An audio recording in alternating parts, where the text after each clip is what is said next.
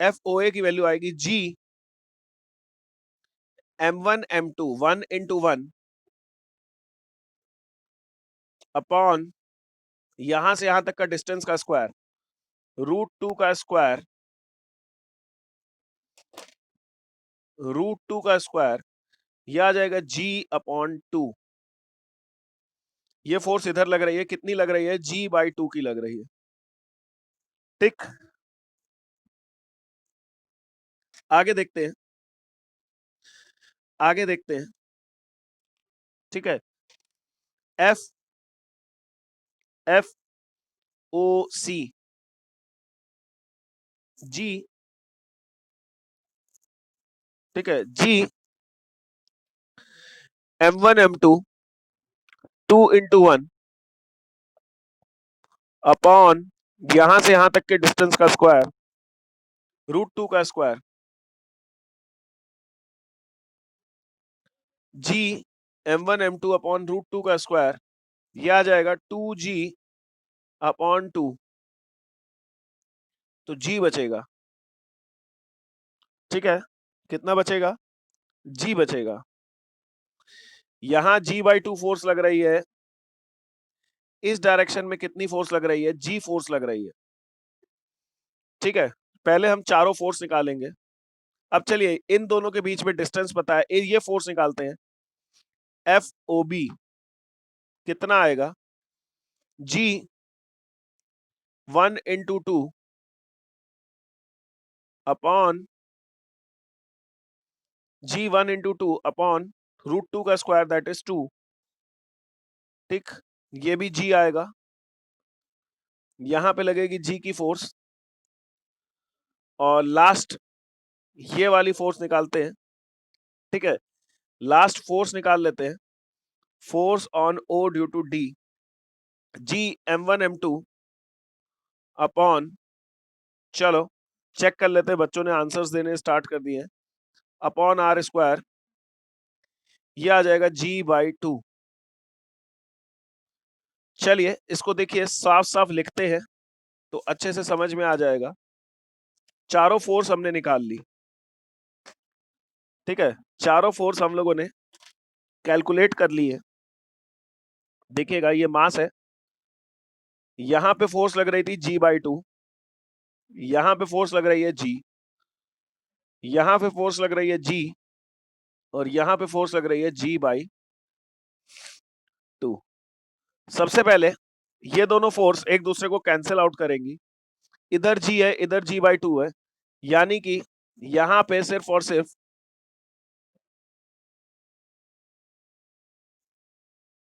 चलिए आइए देखते हैं इसको। ठीक है,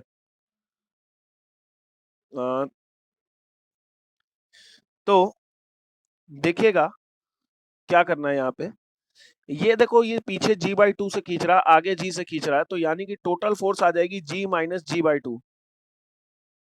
इधर G से खींच रहा है, पीछे G/2 से खींच रहा है, तो इधर टोटल फोर्स आ जाएगी G माइनस G/2। यानी कि नेट फोर्स जो बचेगी, इधर बचेगी G/2 और इधर बचेगी G/2। दोनों के बीच का एंगल 90 डिग्री होगा। F नेट निकाल लेते हैं। अंडर रूट इसका स्क्वायर प्लस इसका स्क्वायर प्लस 2, इन दोनों का मल्टीप्लाई cos 90। ठीक है बेटा, वॉइस आ रही होगी, कोई प्रॉब्लम नहीं है, माइक खुला हुआ है हमारा। ठीक है, जरा देखो माइक खुला हुआ है हमारा, वॉइस आ रही होगी। ठीक, देखो वॉइस आ जाए तब बताइएगा। ये 0 हो जाएगा पूरा, ये बचेगा हमारे पास G²/4, G²/4 ये आ जाएगा। ठीक है, ये आ जाएगा 2G²/4, 2 1 सा 2 2 सा G/√2। ठीक है, G/√2। कोई बात नहीं बच्चा, है ना, देख लो, जिनका चल पा रहा है वो देख लो, बाकी रिकॉर्ड हो रहा है, सबको मिल जाएगा। ये आ गया हमारे पास F नेट। ठीक है, एफ नेट का आंसर आ गया, जी कितना है 6.67, 1/√2 को लिखेंगे 0.7, ठीक है, 0.7 इंटू 10⁻⁻11। सॉल्व कर लीजिएगा, ये हमारा आंसर आ गया न्यूटन्स में। ठीक है, तो बताइएगा कितने लोगों को ये हल्का सा ब्लर है बस।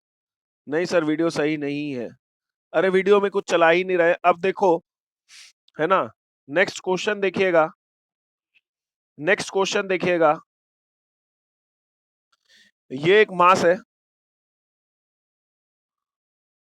ठीक है, यहां पे एक दूसरा मास है, ब्लर है, क्या चीज ब्लर है भाई, ठीक, ये एक तीसरा मास है। यार तुम लोग एक सेकंड में कहते हो ब्लर है और एक सेकंड में कहते हो सही है, थोड़ी देर वेट कर लिया करो, ठीक है, सही हो जाता है वो। ये तीसरा मास है, ठीक है, सारे मासेस 2 kg के हैं, 2 kg के हैं, सभी मासेस कितने कितने kg के हैं, 2 kg के हैं। इसके सेंट्रॉइड पे, इसके सेंट्रॉइड पे एक मास रख दिया गया है 1 kg का, इसके सेंट्रॉइड पे एक मास रख दिया गया है 1 kg का। सवाल है find net force on 1 kg मास। सही, यहां से यहां तक डिस्टेंस है 3 मीटर, यहां से यहां तक का डिस्टेंस है 3 मीटर, यहां से यहां तक का डिस्टेंस है 3 मीटर। ठीक, ये क्वेश्चन सीबीएसई बोर्ड्स में 12th क्लास में आ चुका है, पर हालांकि वो चार्जेस है, ठीक है, सीबीएसई 12th में आ चुका है बोर्ड्स में, ठीक है। सो हालांकि वहां पे हमारे पास चार्ज है, यहाँ पे हम मास लेते हैं, पर सवाल में कॉन्सेप्ट सेम लगता है, ठीक है। तो कॉन्सेप्ट देखिए यहीं से बनेंगे, तभी अगले साल मजा आएगी। चलिए देखते हैं, बताइएगा। देखो इस क्वेश्चन को सॉल्व करना स्टार्ट करते हैं। यहां से यहां तक जो डिस्टेंस होगा वही डिस्टेंस यहां से यहां तक होगा, वही डिस्टेंस यहां से यहां तक होगा, हाँ या ना। दूसरी बात, दोनों के मास सेम है, 1 kg 2 kg 1 kg 2 kg 1 kg 2 kg, यानी कि तीनों फोर्स की वैल्यू बराबर आएगी।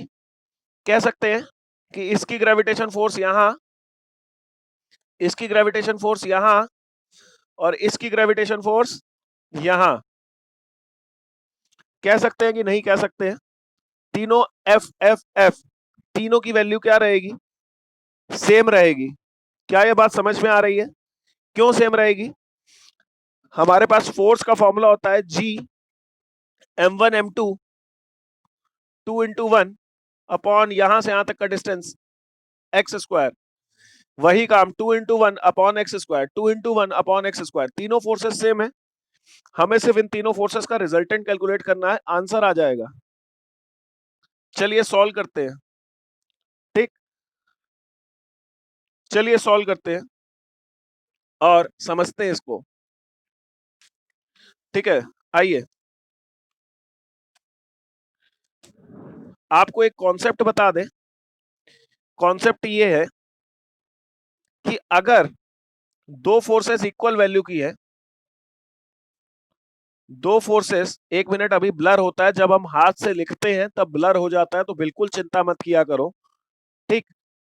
तो जब हमारा हाथ आगे आता है और हमारा फोन जो है ना वो 12-13 हजार रुपए वाला ही है, कोई बहुत महंगा नहीं है, तो फोकस उतनी अच्छे से लेता नहीं है, ठीक है। तो ध्यान से सुन लो, वैसे महंगे फोन भी नहीं लेते यार, हाथ आगे आ रहा फोकस गड़बड़ करेंगे, ठीक है। सो 60 है, अगर ये दोनों फोर्स बराबर है तो इनका रिजल्टेंट जब निकालते हैं तो वो एकदम बीच से पास होता है 30 डिग्री, 30 डिग्री बनाते हुए। ये बात आपको जान लेनी है। क्या जान लेनी है? कि अगर दोनों फोर्स बराबर है, जो उनका नेट वैल्यू आएगी वो एकदम बीच से पास होगी, ठीक है। बढ़िया अंकित, एकदम बढ़िया, ठीक है। पता नहीं तुमने कैसे किया है, पर किया है तो आंसर सही बता रहे हो। ठीक है, सो चलिए सॉल्व करते हैं इसको। एक फोर्स लग रही है इधर। हाँ।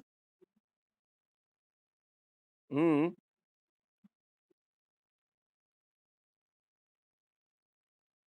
चलो बढ़िया एकदम। हम्म, ठीक ठीक, बढ़िया एकदम।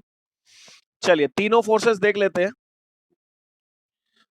ये देखिएगा, यहाँ पे इन दोनों के बीच का एंगल है 120 डिग्री। कितना एंगल है? 120 डिग्री। हम इन दोनों फोर्सेस को ऐड करते हैं, इन दोनों फोर्सेस को ऐड करते हैं, एफ निकालते हैं। हाँ, एफ डैश निकाल लेते हैं। F dash is equal to under root इसका स्क्वायर प्लस इसका square plus 2 F into cos 120। ये आ जाएगा under root F square plus F square, 2 F square plus 2 F square, और कॉस 120 की वैल्यू होती है -12। ये 2 और 2 कट गया, 2 F square minus F square बचा, तो अंडर रूट एफ स्क्वायर आया, और ये आ गया एफ। यानी कि इन दोनों को सॉल्व करेंगे तो एकदम बीच से चीरती हुई एक फोर्स निकलेगी। ठीक है, वो कितनी होगी? एफ होगी। इन दोनों को सॉल्व करके जो फोर्स निकलेगी वो कितनी होगी? एफ होगी। अब आप एक बात बताओ, ये दोनों फोर्स को सॉल्व किया, एफ आया, ये दोनों फोर्स खत्म। अब एफ की फोर्स ऊपर और एफ की फोर्स नीचे, तो नेट फोर्स कितनी आ जाएगी? ठीक है, तो नेट फोर्स कितनी आ जाएगी? एफ की फोर्स ऊपर और एफ की फोर्स नीचे। देखिए इन दोनों को सॉल्व किया, सॉल्व करके नई फोर्स जो आई, तो ये एफ आई, बढ़िया एकदम। ये फोर्स एफ आई, एफ की फोर्स नीचे एफ की फोर्स ऊपर, तो नेट फोर्स कितनी आ जाएगी? नेट फोर्स 0 आएगी। यही आंसर है। ठीक है, नेट फोर्स 0 आ जाएगी। ठीक है, इस क्वेश्चन को थोड़ा सा ध्यान में रखिएगा। क्या किया था इस क्वेश्चन में, जरा ध्यान से देखिएगा। यहाँ पे ये तीनों जगह पे चार्ज था, बीच में फोर्स इधर, फोर्स इधर, फोर्स इधर। तो ये बात दिमाग में बैठा लो, कभी भी अगर तीन इक्वल फोर्सेस 120 डिग्री के एंगल पे होती हैं तो नेट फोर्स 0 आती है। ये एकदम दिमाग में बैठ जाना चाहिए। अगर तीन फोर्स 120 डिग्री के एंगल पे होती हैं तो नेट फोर्स हमेशा हमेशा हमेशा 0 आएगी। ठीक है, तीन इक्वल फोर्सेस 120 डिग्री के एंगल पे होती है। चलिए, अगर ये सवाल ठीक है, अगला क्वेश्चन है। बेटा ये तीन चार्जेस है। ठीक है, यहां से यहां तक 1 मीटर है, यहां से यहां तक 1 मीटर है। ये चार्ज है 2 kg, 3 kg और 5 kg। आपको निकालनी है find net force on 3 kg charge. बेटा आंसर बताइएगा। ये इसके बाद हम लोग आगे टॉपिक पे बढ़ रहे हैं। ठीक है, आंसर मैसेज कर, आ जाओ देखते हैं। बहुत हो गया, अब इसका वध करने का समय आ गया बालक। ये दोनों आपस में अट्रैक्ट करेंगे यहाँ पे, ये दोनों आपस में अट्रैक्ट करेंगे यहाँ पे। ठीक है, 21 G आ रहा है। चलिए, यहाँ पे ये दोनों अट्रैक्ट करेंगे, फोर्स कितनी आएगी? फोर्स आएगी G m1 m2 upon r²। ये दोनों अट्रैक्ट करेंगे, फोर्स कितनी आएगी? G m1 m2, 3 2 जा 6 अपॉन r²। तो भैया 8G इधर से खींच रहे हैं और 6G इधर से खींच रहे हैं। बताइएगा नेट फोर्स कितनी आ जाएगी? अब तो सवाल बताना पड़ेगा। ठीक है, अब कोई ऑप्शन नहीं है कि नहीं बताएंगे। ठीक है, अब आंसर बताइएगा, अब फोर्स कितनी आएगी? अरे यार 5 3 15 होता है यार, गजब की दारू पी रखी है। ठीक है, हाँ 15 आएगा, 15 आएगा यार, 15 माइनस 6 कितना आ जाएगा, 9G आएगा। ठीक है, आंसर आएगा, नेट फोर्स आएगा 9G। जी जी जी, कैपिटल जी। सो स्टार्ट करते हैं, आगे बढ़ते हैं, है ना। और नेक्स्ट हेडिंग डाल लेते हैं, एक्सेलरेशन, एक्सेलरेशन। ठीक है, G m/x², हाँ बना लो, कोई दिक्कत नहीं है। अच्छा, acceleration due to gravity, acceleration due to gravity. ठीक है, एक्सेलरेशन ड्यू टू ग्रेविटी, समझते हैं इसको। ठीक है, अगर ये अर्थ है, ये अर्थ का मास me है और इसके ऊपर कोई ऑब्जेक्ट है, तो ये दोनों एक दूसरे को अट्रैक्ट करेंगे, ये दोनों एक दूसरे को अट्रैक्ट करेंगे, हाँ या ना। टिक, तो दिखेगा। तो एक्सेलरेशन ड्यू टू ग्रेविटी की डेफिनेशन लिख लेते हैं, एक्सेलरेशन ड्यू टू ग्रेविटी की डेफिनेशन लिख लेते हैं। When when an object when an object is freely falling on earth surface due to gravitational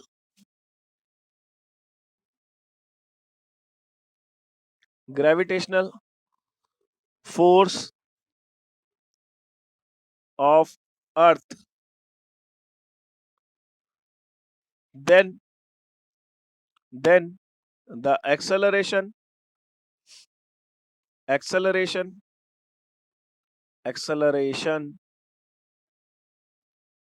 of object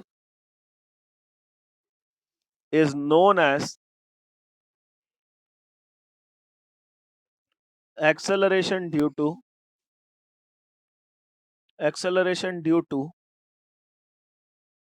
gravity, is known as acceleration due to gravity. It is denoted by, it is denoted by small g। ठीक है, देखिएगा, मान लेते हैं कोई object है, जब उसको छोड़ देते हैं तो वो अर्थ की तरफ जिस एक्सेलरेशन से आती है उसी को हम लोग क्या बोलते हैं, एक्सेलरेशन ड्यू टू ग्रेविटी बोलते हैं। ठीक, यहां से यहां तक का डिस्टेंस r ले लेते हैं। बताइएगा अगर अर्थ की ठीक है, सुन लेते हैं, कभी कुछ भी नहीं लिखवाया, दोबारा से बताऊंगा। ये मास ऑफ ऑब्जेक्ट मान लो स्मॉल m है, और ये अर्थ का मास जो है कैपिटल M है। ठीक है, तो न्यूटन के according, according to universal gravitational gravitational law, according to universal gravitational law, force कितनी लगेगी, फोर्स लगेगी G mass of earth mass of object upon इन दोनों के बीच का डिस्टेंस का स्क्वायर। ठीक, जबकि हमें पता है फोर्स ऑन ऑब्जेक्ट कितनी लगेगी, फोर्स ऑन ऑब्जेक्ट हम लोग अभी बचपन से पढ़ते आ रहे हैं, mg लगेगी। दोनों को इक्वल कर देते हैं, mass of object into g is equals to g me m not upon r square. m not cancel out, g की वैल्यू होती है g me upon r square. This is the formula for acceleration due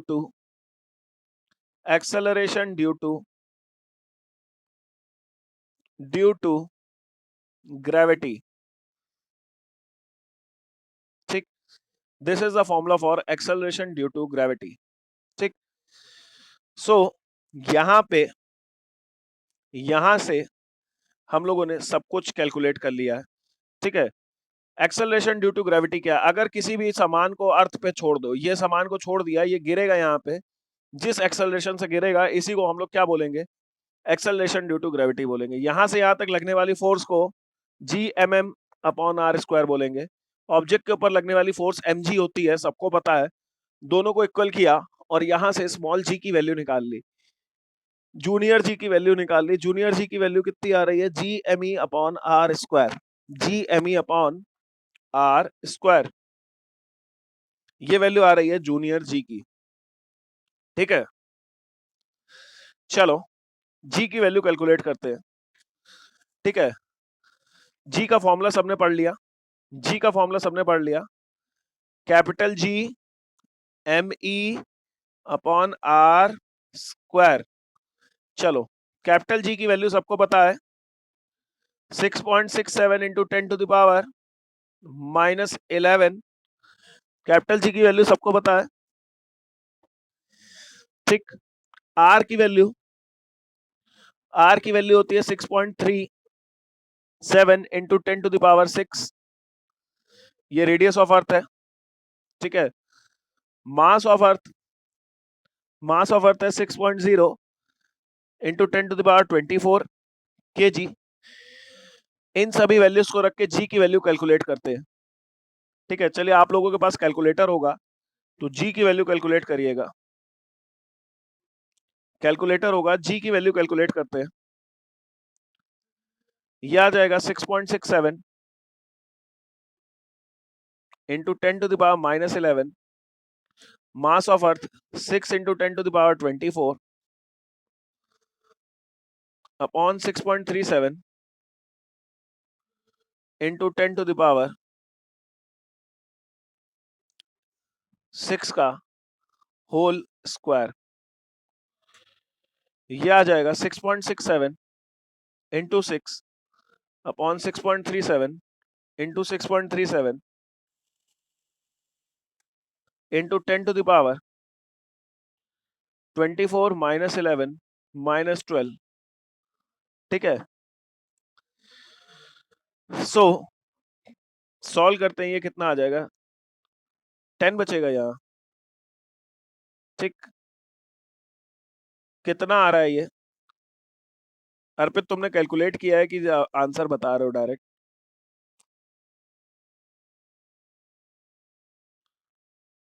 ठीक है, इसको solve करते हैं.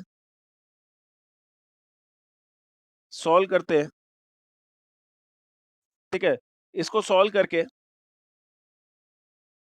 लगभग 9.8 आ जाएगा मीटर पर सेकेंड स्क्वायर.